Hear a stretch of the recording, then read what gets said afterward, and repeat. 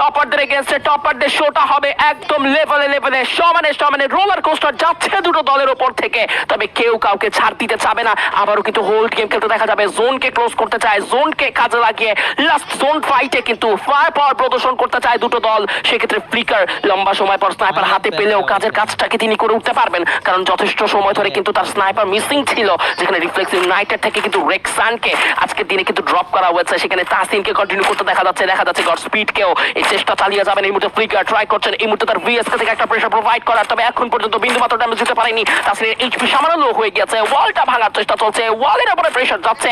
Close comment ফাইটের জন্য blade ready, blade আরো একবার কিন্তু এই মুহূর্তে ডিসিশন চেঞ্জ করলেন, কিছু ডাইরেকশন চেঞ্জ করেছে, অ্যাঙ্গেল মেকার ট্রাই করছে, ততক্ষণে কিন্তু দেখতে পারবো এই মুহূর্তে আরো একবার ক্যাকটাস কিল ক্রোনোর ব্যবহার। ক্লোজে ফ্লিকার নক হয়ে গেছেন, গড স্পিডের ভালো পুশ, কুটুসের সাইড থেকে ডাক লাগে নেওয়া হয়েছে নক, দুটো দলই একটি করে প্লেয়ার লুজ করবে এই জায়গায়, তবে চেষ্টা কিন্তু এবার গড স্পিডের সব চাইতে বেশি, সঙ্গে তাসিনের ব্যাকআপ। এরা যেন ম্যাগনেট, এরা যেন চৌম্বকীয় শক্তির সাহায্যে সবগুলো প্লেয়ার একত্র হচ্ছেন, তবে এবার একটা স্কিলগুলো যেহেতু ব্যবহার করতে পারবেন না কিছুটা সময়ের জন্য, তো অপেক্ষা কি করতে দেখবো, সেই অপেক্ষা কি করতে দেখা যাবে।